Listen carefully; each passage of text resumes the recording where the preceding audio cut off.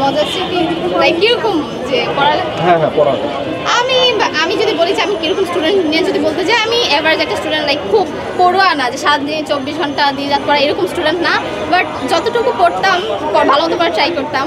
আর মজার স্মৃতি হচ্ছে, আর একটা কথা হচ্ছে আমার আম্মু কখনো প্রেশারাইজ করে না, আমার ফ্যামিলি, আমার আব্বু আম্মু যে তোকে গোল্ডেন পাইতে হবে, বোর্ড স্ট্যান্ড করতে হবে, এই করতে হবে, এটা আমার ফ্যামিলি কখনোই, আমি আলহামদুলিল্লাহ এদিকে অনেক স্যাটিসফাইড যে আমার ফ্যামিলি এরকম প্রেশারাইজ করে না। সো মনে হয় যে প্রেশারাইজ করে একটু ভালো মতো পড়তাম, যেহেতু প্রেশার দেয় নাই। এটা দুঃখের স্মৃতি। স্মরণীয় ঘটনা হচ্ছে আমি স্কুলের এক্সামে পাস করতে পারি নাই, টেস্টে আমার ফেল আসছিল এক সাবজেক্টে, বাট আলহামদুলিল্লাহ কোনো মতে আমি এক্সামে চান্স পেয়েছি। ফার্স্ট ইয়ার ফাইনাল আমি পাস করছি, আর তাছাড়া সব প্রত্যেক এক্সাম প্রি টেস্ট এটা সেটা আমার একটা না একটাতে ফেল থাকতোই। আজকে রেজাল্ট আমাদের জিপি 5 আসছে। এই রেজাল্ট পাওয়ার আগের এক্সপেক্টেশন কেমন ছিল?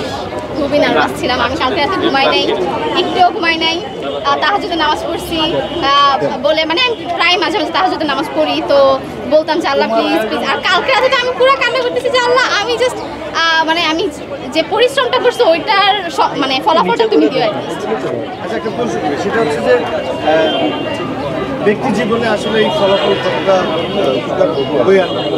এটা আসলে আমার মনে হয় না তেমন একটা কিছু, কারণ হচ্ছে যারা A+ পায় নাই, যারা 2 পাইছে তাদের সাথে আমার কমপ্লিট করা লাগবে, ভার্সিটি অ্যাডমিশনে যাই, BCS দিতে যাই, যে কোনো জায়গায় গেলে আমার তাদের সাথে কমপ্লিট করা লাগবে। তো এটা এমন আমারই কিছু। আপনি টেস্টে ফেল আর ফাইনাল রেজাল্ট না, টেস্টে ফেল বলতে টেস্টে আমার MCQ-তে খারাপ না, MCQ-তে আমার খারাপ আসছিল। আর আসার সরি টেস্টে ফেল না, টেস্ট হচ্ছে আমি প্র্যাকটিক্যালে ফেল আসছে, প্র্যাকটিক্যাল দেই নাই, এই কারণে হচ্ছে আমার বায়োলজি নিয়ে ফেল আসছে, প্র্যাকটিক্যাল দেই নাই কারণ রিটেন আমি ব্যাকগ্রাউন্ডে পড়া।